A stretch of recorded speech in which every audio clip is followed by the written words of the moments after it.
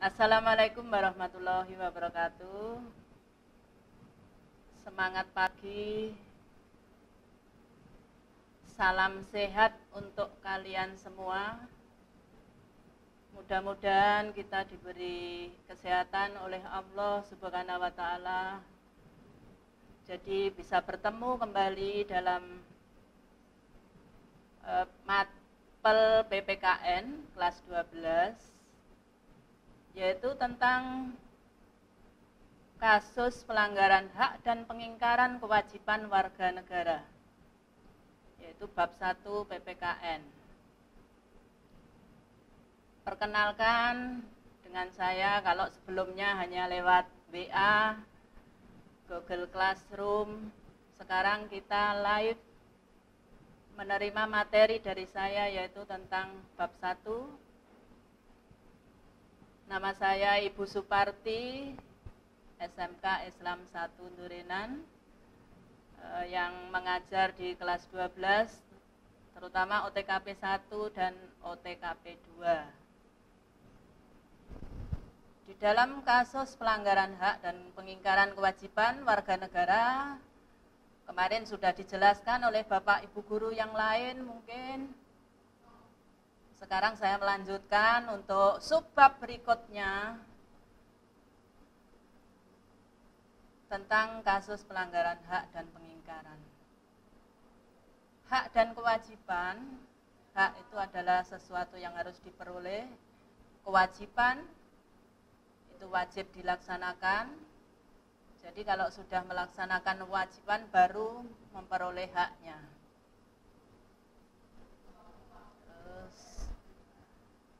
Kompetensi dasarnya yang pertama yaitu menghargai perbedaan sebagai anugerah Tuhan Yang Maha Esa dalam rangka menghormati hak asasi manusia. Yang 2.1 bersikap responsif dan proaktif terhadap pelanggaran hak dan pengingkaran kewajiban warga negara dalam kehidupan berbangsa dan bernegara. 3.1 yaitu menganalisis nilai-nilai Pancasila terkait dengan kasus-kasus pelanggaran hak dan pengingkaran kewajiban warga negara dalam kehidupan berbangsa dan bernegara. Yang 4.1 menyaji hasil analisis nilai-nilai Pancasila terkait dengan kasus pelanggaran hak dan pengingkaran kewajiban warga negara dalam kehidupan berbangsa dan bernegara.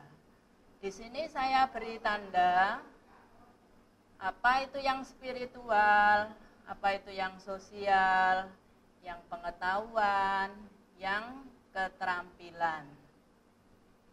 Jadi biar kalian tahu bahwa menghargai perbedaan sebagai anugerah Tuhan. Karena di masyarakat itu kita memiliki yang berbeda agama.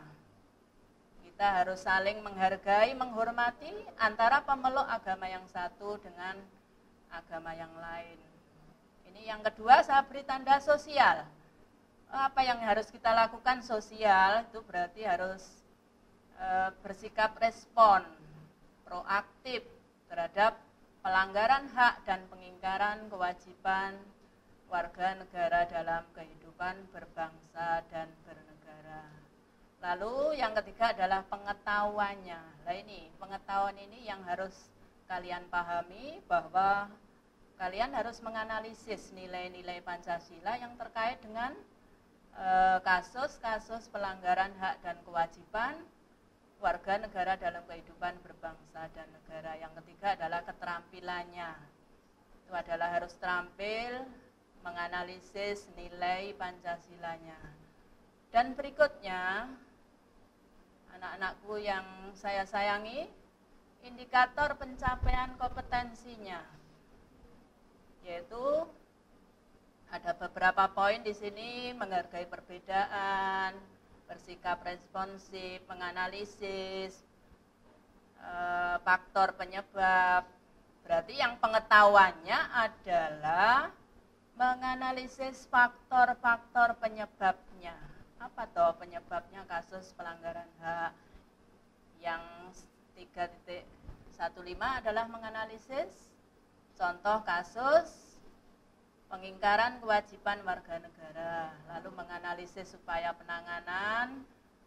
Yang berikutnya 3.17 menganalisis bentuk-bentuk partisipasi masyarakat dalam pencegahan terjadinya pelanggaran hak dan kewajiban warga negara. Yang 41.2 yaitu menyaji hasil analisis kasus pelanggaran hak dan pengingkaran kewajiban sebagai warga negara beserta solusinya sesuai dengan apa? Nilai-nilai Pancasila. Yang berikutnya, anak-anakku yang saya sayangi, subbabnya. Di dalam bab 1 kasus pengingkaran ini ada 4 sub pokok bahasan. Yang pertama adalah makna hak dan kewajiban warga negara. Yang kedua adalah substansi hak dan kewajiban warga negara dalam Pancasila. Yang ketiga adalah kasus pelanggaran hak dan pengingkaran kewajiban warga negara. Yang keempat adalah penanganan. Penanganannya bagaimana? Pelanggaran hak dan pengingkaran itu kewajiban warga negara. Karena minggu yang lalu, pertemuan pertama, saya sudah membahas tentang makna hak dan kewajiban warga negara. Terus minggu kedua sudah yang B, yaitu substansi hak dan kewajiban warga negara dalam Pancasila. Terus yang sekarang yang saya bahas adalah kasus pelanggaran hak dan pengingkaran kewajiban warga negara. Dan yang keempat adalah penanganan pelanggaran hak dan pengingkaran kewajiban warga negara. Tentu kalian sudah mengingat apa yang sudah saya sampaikan pertemuan pertama, kedua, yang A dan B ini. Sekarang kita lanjutkan yang C, kasus pelanggaran hak dan pengingkaran kewajiban warga negara. Kasus itu adalah tak lepas dari warga negara. Kalau ada kasus berarti ada pelanggaran yang terjadi di dalam masyarakat. Lalu penyebab terjadinya pelanggaran hak dan pengingkaran kewajiban warga negara itu apa? Mungkin ada yang tahu kalian? Karena sudah dijelaskan oleh atau sudah membaca buku. Sudah belajar apa belum kalian? Bukunya sudah diterima oleh kalian semua bahwa di rumah harus dibaca. Oke, jangan hanya untuk bantal saja atau ditaruh di almari, di meja, tapi harus dibaca. Lalu penyebab terjadinya itu ada 2. Faktor internal, yang kedua adalah faktor eksternal. Ini tuh dari dalam diri kita sendiri, ya. Ini tuh dari dalam. X itu dari luar, eksternal. Berarti faktor internalnya itu adalah sikap egois atau terlalu mementingkan diri sendiri. Yang kedua adalah rendahnya kesadaran berbangsa dan bernegara. Lalu sikap tidak toleran. X-nya dari luar yaitu penyalahgunaan kekuasaan. Yang kedua, ketidaktegasan aparat penegak hukum. Yang ketiga adalah penyalahgunaan teknologi. Yang keempat adalah kesenjangan sosial. Coba kita jelaskan dari apa yang tertuang di atas tadi, yaitu tentang internal dan eksternal. Pelanggaran hak warga negara itu terjadi ketika warga negara tidak dapat menikmati atau memperoleh haknya sebagaimana yang ditetapkan oleh undang-undang. Jadi pelanggaran hak warga negara itu merupakan akibat dari adanya penilaian atau pengingkaran terhadap kewajiban baik yang dilakukan pemerintah maupun oleh warga negara sendiri. Misalnya, kemiskinan yang masih menimpa sebagian masyarakat Indonesia.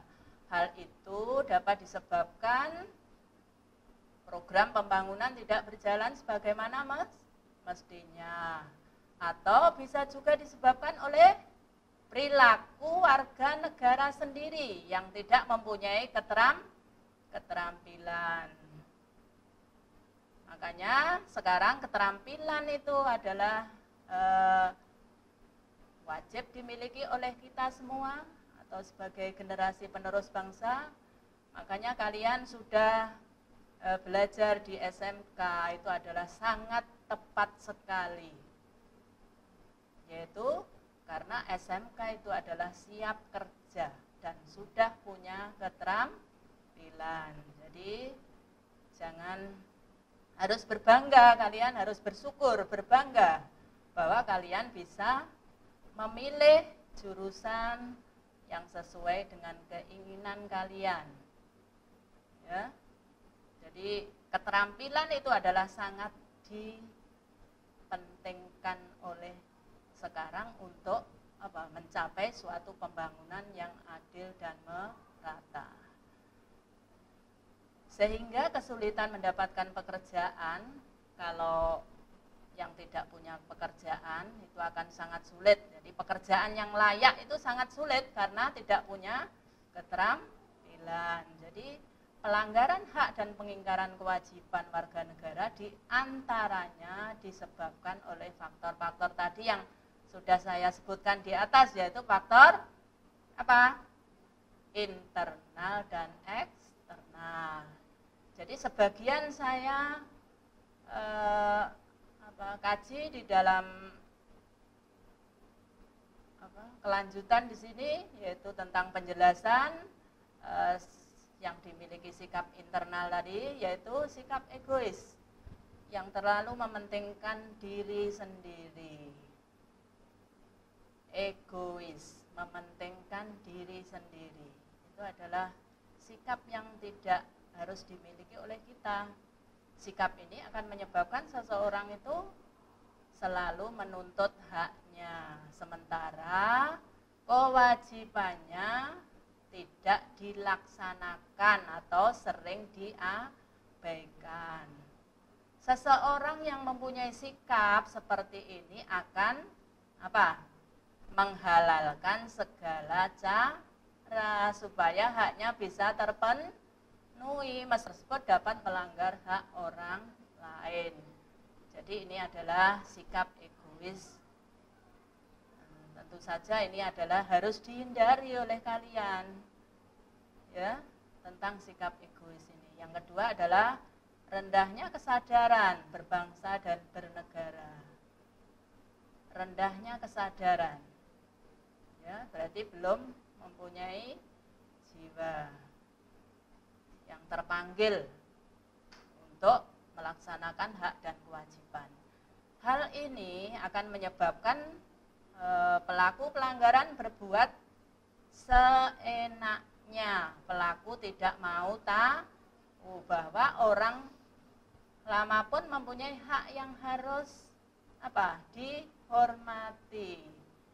Sikap tidak mau tahu itu berakibat muncul suatu perilaku tindakan penyimpangan terhadap hak dan kewajiban sesuai dengan bab yang akan dibahas pada kali ini.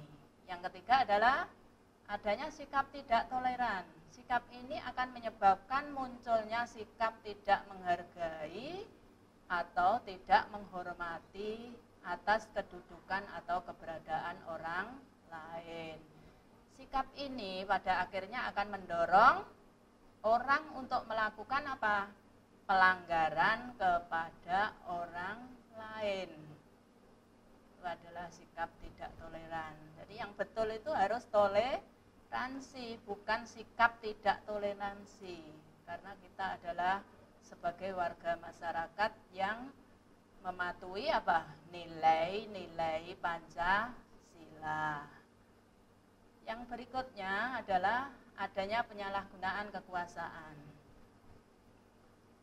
Ini di dalam masyarakat terdapat banyak kekuasaan yang berlaku. Kekuasaan di sini tidak ada menunjuk pada kekuasaan pemerintah saja, tetapi juga bentuk-bentuk kekuasaan lain yang terdapat di dalam masyarakat. Salah satu contohnya apa? Kira-kira kalian tahu contohnya adanya penyalahgunaan kekuasaan?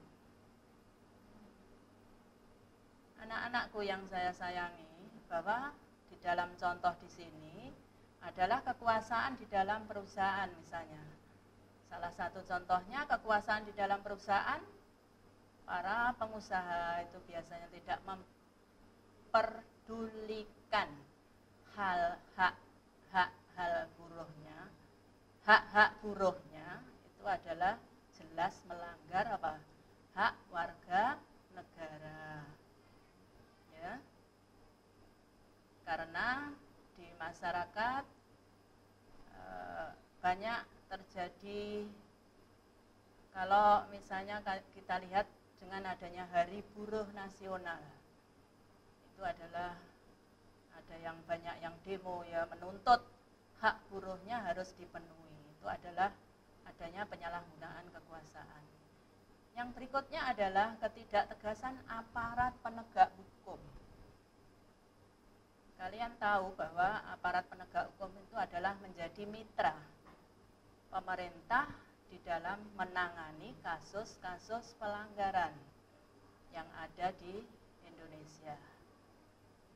Ketidaktegasan aparat penegak hukum itu penyelesaian kasus pelanggaran yang tidak tuntas itu akan menjadi pemicu bagi munculnya kasus-kasus yang lain. Para pelaku itu tidak akan merasa jera dikarenakan mereka tidak menerima apa? Sanksi yang tegas atau perbuatannya itu, atas perbuatannya itu. Selain hal tersebut, aparat penegak hukum yang bertindak sewenang-wenang juga tidak baik, serta dapat mendorong timbulnya pelanggaran yang dilakukan oleh masyarakat pada umumnya. Itu adalah sebagian yang saya jelaskan di dalam faktor pelanggaran hak dan pengingkaran kewajiban warga negara yang dari internal maupun eksternal. Sekarang yang kedua adalah kasus pelanggaran hak dan pengingkaran kewajiban warga negara.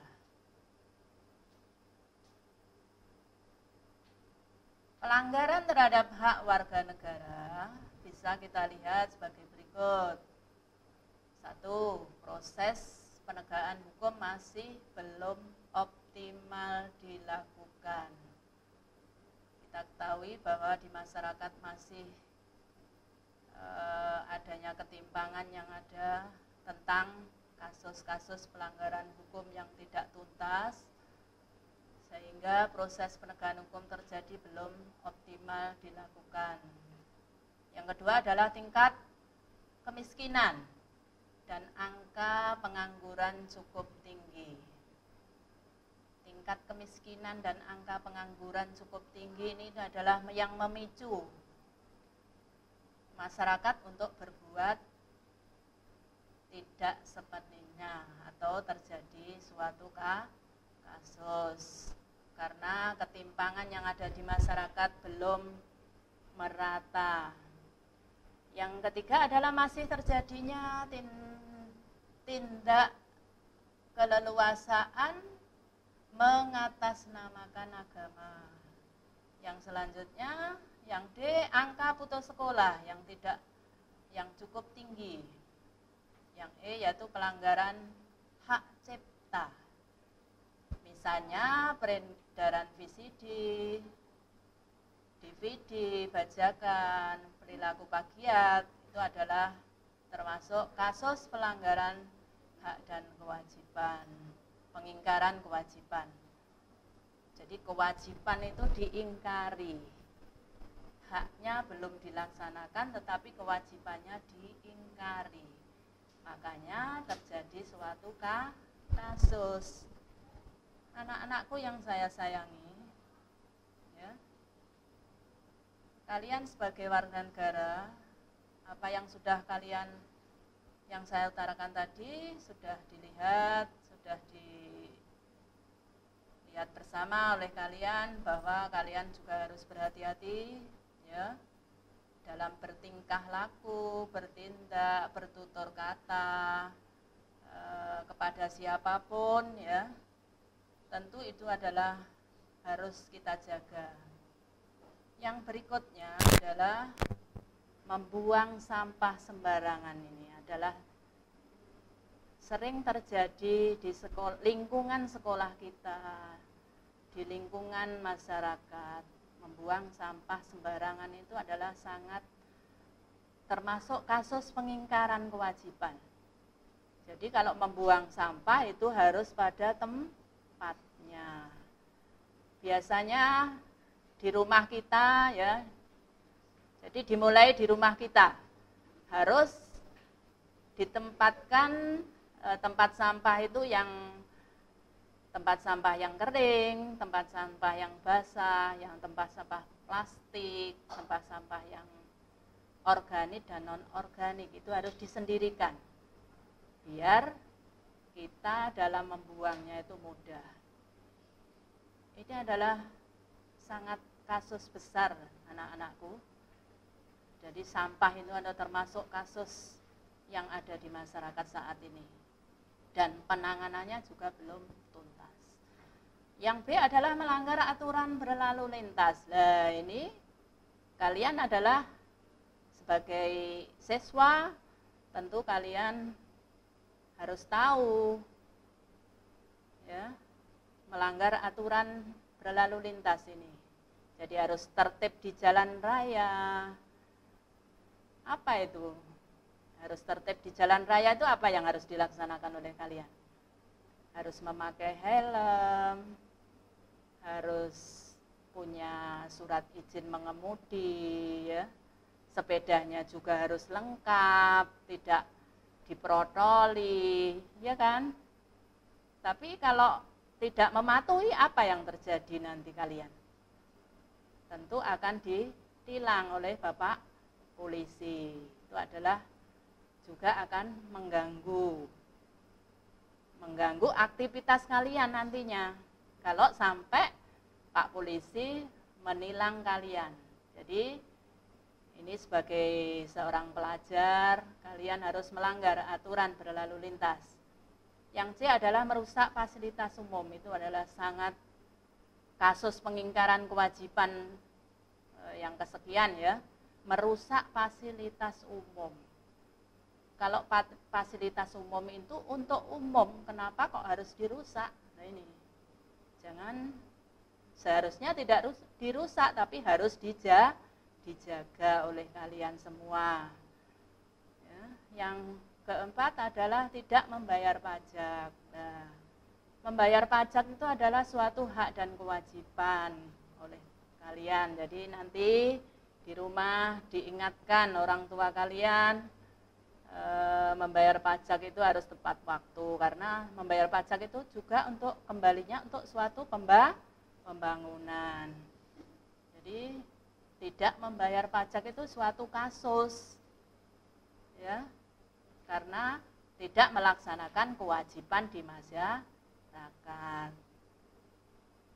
Yang berikutnya tidak berpartisipasi dalam keamanan dan ketahanan negara, misalnya peredaran VCD dan sebagainya. Yang berikutnya, tadi yang C sudah selesai, ya. Yang C itu kalian di Di dalam materi yang C, sub yang C ini ada tugas mandiri ya. Bisa dikerjakan di 1.1, 1.3. Itu adalah tugas mandiri untuk kalian nanti dikerjakan. Sampai di sini mungkin ada yang ditanyakan oleh kalian. Kalau ada yang ditanyakan nanti langsung menjapri Bu Parti lewat Zoom maupun WA langsung karena sudah punya grup masing-masing. Lalu saya lanjutkan yang D, penanganan pelanggaran hak dan pengingkaran hak dan kewajiban warga negara. Kalau tadi kasus berarti harus ada penyelesaiannya, jadi harus ditangani. Anak-anakku yang saya sayangi, apa upaya pemerintah dalam penanganan kasus pelanggaran dan pengingkaran kewajiban warga negara itu? Yang pertama adalah penanganan penegakan supremasi hukum dan demokrasi. Yang B, mengoptimalkan peran lembaga selain lembaga tinggi negara yang berwenang dalam pengingkaran hak dan kewajiban warga negara, termasuk apa? KPK, KPAI, Komnas HAM dan sebagainya. Itu adalah peran lembaga hukum. Yang ketiga adalah meningkatkan apa? Kualitas pelayanan publik. Yang keempat, meningkatkan pengawasan dari masyarakat dan lembaga-lembaga politik terhadap setiap upaya pencegahan hak dan kewajiban warga negara. Yang E yaitu meningkatkan penyebarluasan prinsip kesadaran bernegara kepada masyarakat melalui lembaga pendekatan formal maupun non-formal. Yang selanjutnya, meningkatkan profesionalisme lembaga keamanan dan pertahanan negara. Yang berikutnya adalah meningkatkan kerjasama yang harmonis antara kelompok, golongan dalam masyarakat agar mampu saling memahami dan menghormati keyakinan dan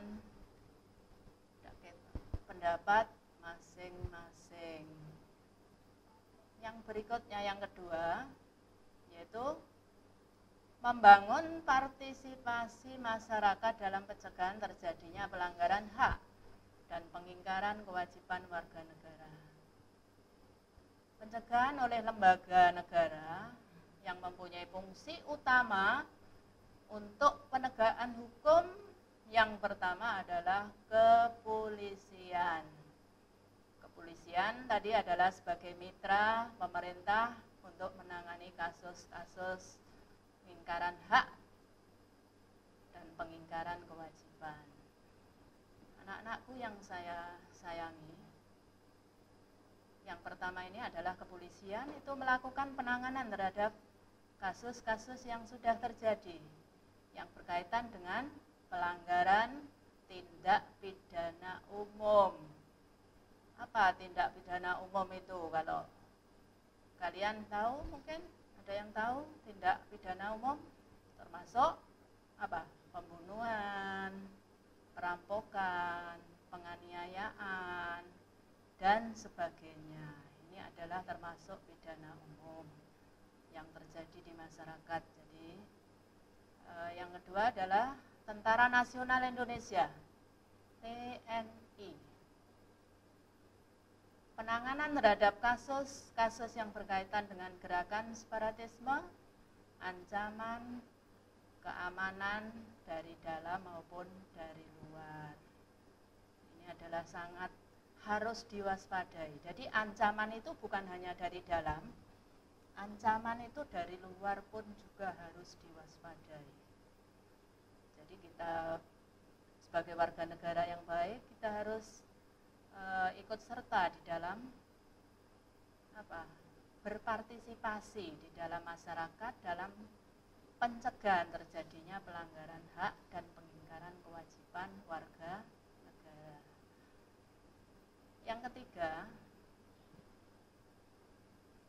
lembaga peradilan, yaitu memeriksa, yang tugasnya memeriksa, mengadili, memutus kasus pelanggaran hak dan pengingkaran kewajiban warga negara. Jadi anak-anakku yang saya sayangi, bahwa di sini kalian di dalam mempelajari membangun partisipasi, karena kita adalah sebagai warga negara harus tahu apa itu ikut sertanya warga negara di dalam menangani masyarakat terhadap kasus-kasus yang ada di masyarakat. Lalu anak-anakku yang saya sayangi, yang ketiga adalah upaya pencegahan dan penanganan pelanggaran hak dan pengingkaran kewajiban. Kalau sudah ada kasus, sudah ada partisipasi, berarti harus ada upaya pencegahannya supaya tidak terjadi pelanggaran lagi. Makanya ada upaya pencegahan dan penanganan pelanggaran hak dan pengingkaran kewajiban.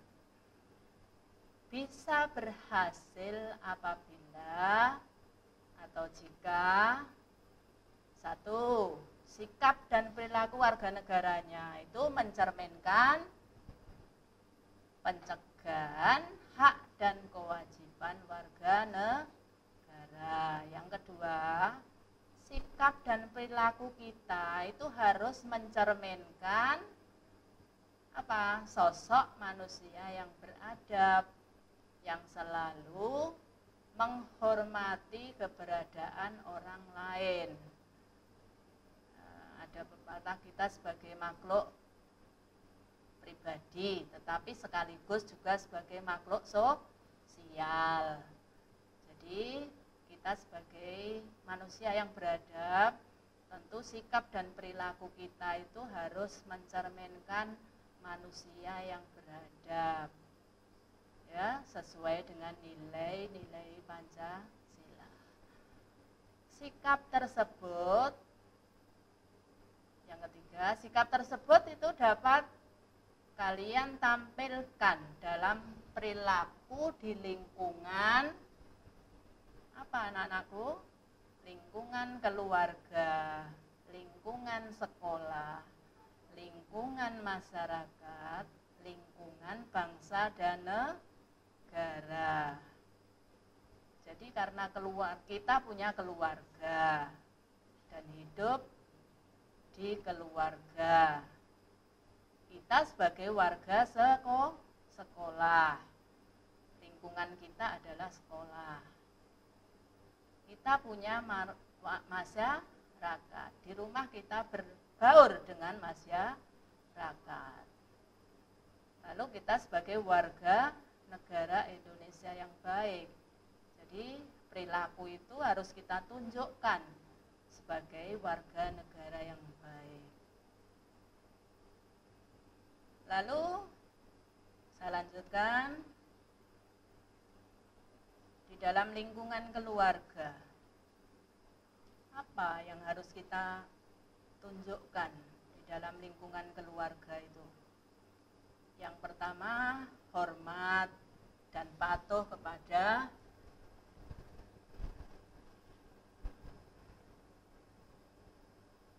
kedua orang tua.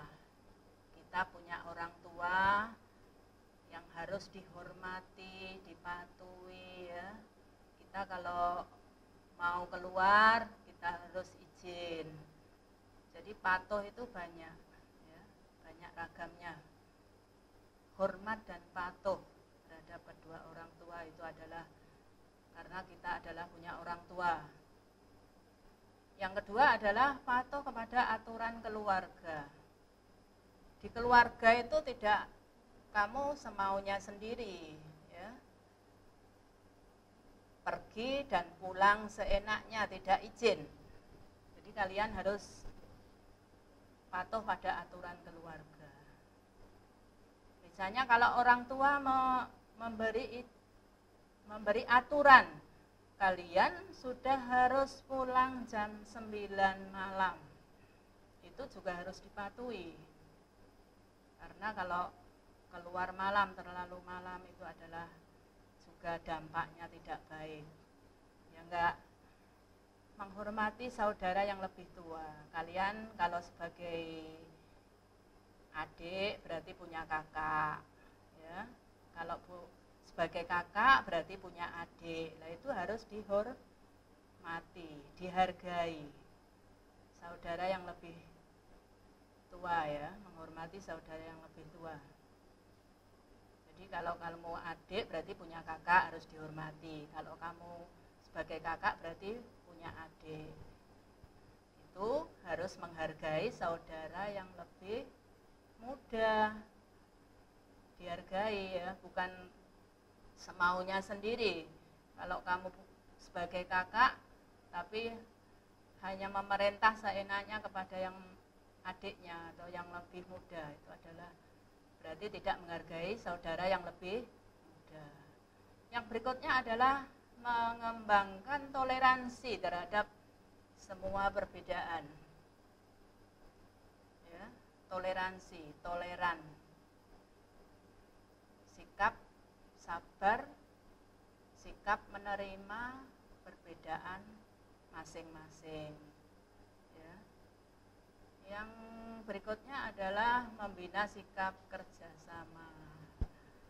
Masyarakat Indonesia itu masyarakat yang heterogen, yang berbeda-beda agama, suku bangsa, bahasa daerah, agama. Berarti harus adanya sikap kerjasama. Karena kerjasama itu sudah menjadi apa? Ciri khas, identitas, kepribadian bangsa Indonesia. Kepribadian bangsa Indonesia yang hakiki. Ya. Termasuk gotong royong. Kerjasama itu bekerja bersama-sama tanpa mendapatkan imbalan. Kalau di masyarakat sekitar kita, itu adalah contohnya mendirikan rumah. Itu adalah kerjasama yang baik. Kalau di masyarakat kita, di lingkungan kita di sini, itu adalah kerjasama itu sangat kental sekali oleh kita ya. Jadi saling membantu untuk apa? Di dalam lingkup keluarga. Kerjasama itu bisa dimiliki kerjasama dalam hal misalnya kalau ada pernikahan, itu suatu saat kalian punya kompensasi untuk apa? Suatu saat juga akan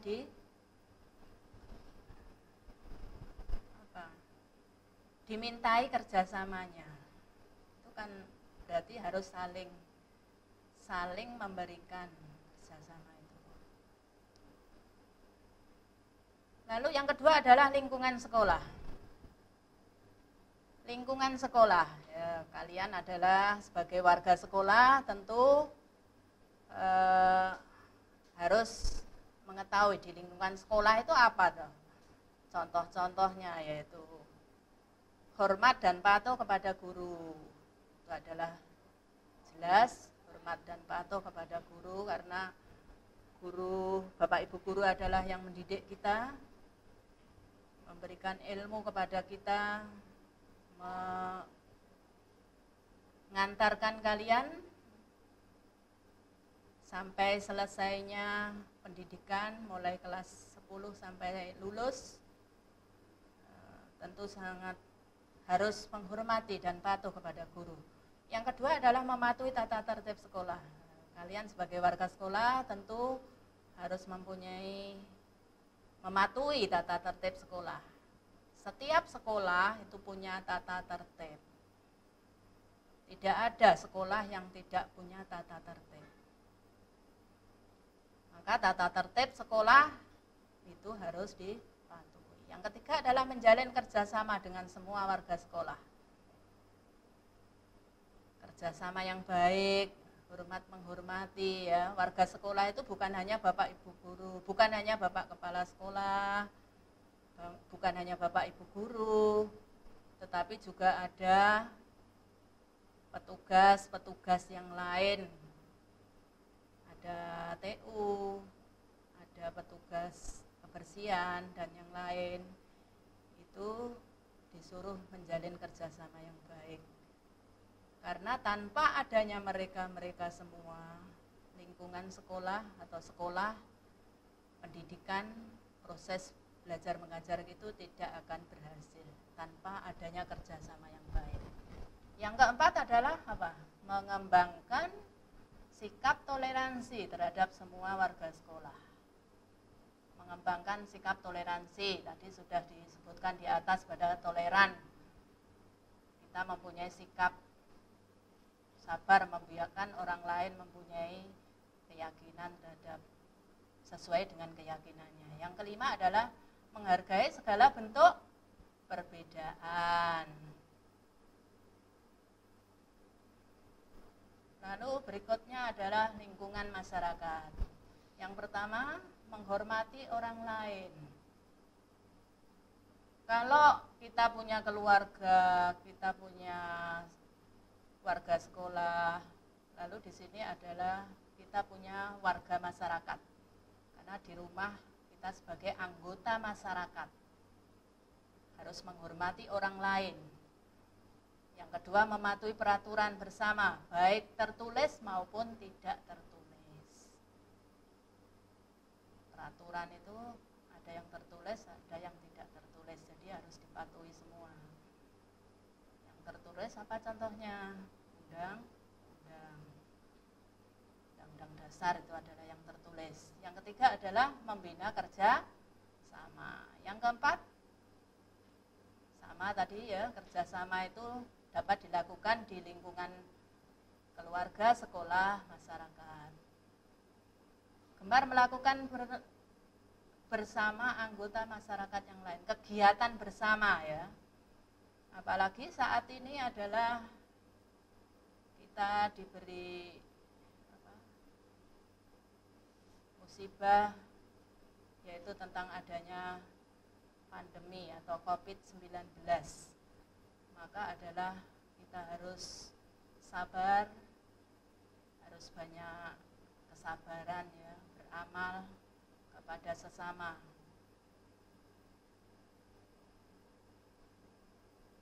Yang keempat, di lingkungan bangsa dan negara. Di samping kita sebagai anggota masyarakat, kalian adalah sebagai warga negara Indonesia.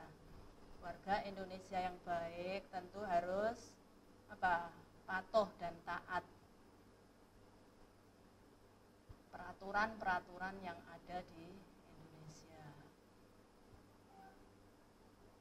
Lingkungan bangsa dan negara yang pertama adalah menghormati orang lain. Yang kedua, mematuhi tata tertib dan norma yang berlaku. Norma-norma yang ada di masyarakat, ada norma agama, norma susila, norma kesopanan, ya, itu harus dipatuhi semua. Membina persatuan dan kesatuan. Yang keempat adalah gemar melakukan kegiatan kemanusiaan. Ini adalah ujian untuk kita bahwa di pandemi ini kita harus banyak-banyak bersyukur kepada Allah Subhanahu wa taala, harus banyak bersyukur, beramal ya, untuk melakukan kegiatan yang baik atau kegiatan kemanusiaan.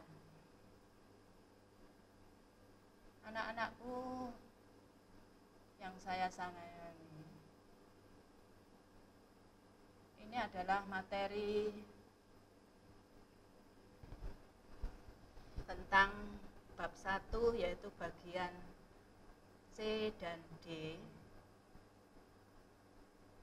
Setelah selesainya materi ini, kalian bisa mengerjakan tugasnya, yaitu mengerjakan uji kompetensi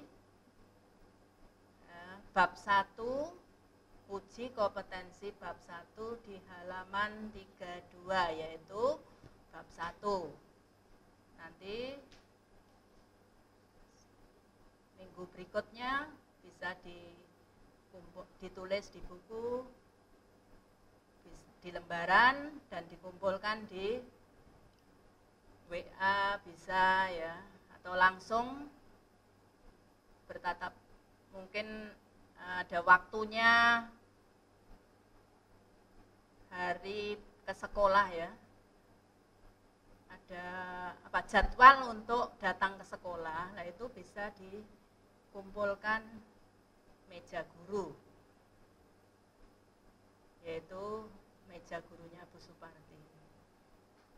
Mungkin itu yang saya sampaikan kepada kalian, bab 1, yaitu untuk anak-anakku terutama kelas OTKP 1 dan OTKP 2. Itu tadi yang saya sampaikan ya. Mungkin kita lanjut dengan materi berikutnya, yaitu bab 2.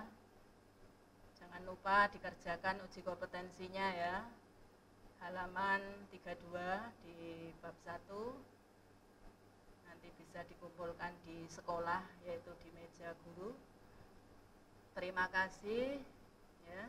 Ada kurang lebihnya saya mohon maaf.